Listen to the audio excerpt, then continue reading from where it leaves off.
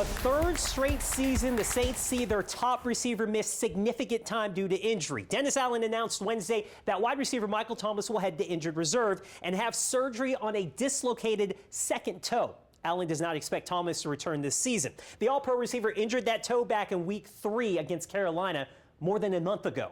Thomas simply has not been able to shake the injury bug, and it all started in that first game in 2020 when he suffered a high ankle sprain. Thomas has played in just 12 games since that 20 season, including 2 playoff games. He's missed 31 games over that span, and if he doesn't return this season, that total will up to 40. Now, prior to the 2020 season, Thomas missed only 1 game because of injury. Thomas going through another frustrating season, and Saints fans see their frustrations continue watching the highest paid player in black and gold not on the field. But rookie receiver Chris Olave thinks Thomas will rebound from this latest setback.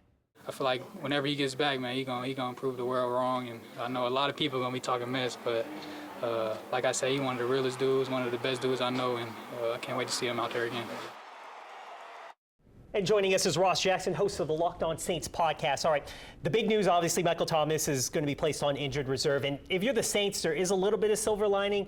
At least you haven't had him in the lineup for so long, so at least you can adjust a little bit quicker, not having him line up for you at receiver.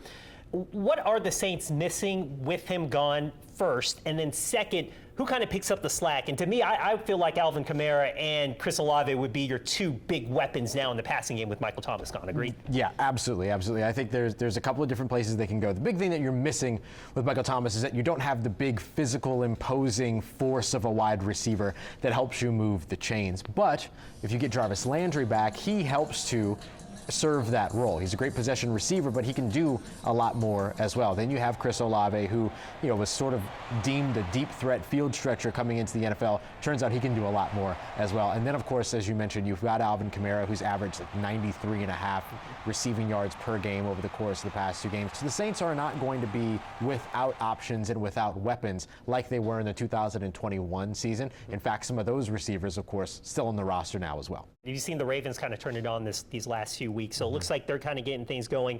Maybe this was the launching point this last Sunday for the Saints to finally turn things around. What do you feel about Monday night? I think that if the Saints can produce on the offensive side like we've seen them produce over the course of the past 5 games, they have a very good chance. The key over on the defensive side is going to be not only limiting Lamar Jackson, but not giving him a second option, which means you have to limit the run game from the backfield, and you also have to limit the passing game. No Rashad Bateman, he's out for the rest of the season. Gus Edwards is dealing with injuries. Potentially Mark Andrews could be out for this one as well, their star tight end. So those are going to be some names to watch going into this matchup. The final week of the prep football regular season starts tonight. The District 9-4A title settled between De La Salle and Booker T. Washington. The Cavaliers' defense suffocating the Lions. Jackson Purdue gets that solo sack. Then later, Colby Coleman and Lance Joseph meet up at the quarterback for another sack. The Cavs' offense rolling.